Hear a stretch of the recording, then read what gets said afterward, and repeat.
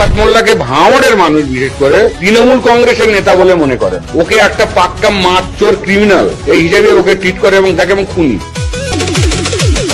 তুই তো বোম মারিস আর বোম বাঁধিস, তোলাবাজির টাকা নিয়ে মধুর হাঁড়ি চেটে, ভোটে হেরে ধর্ণা দেবে কালীঘাটের গেটে।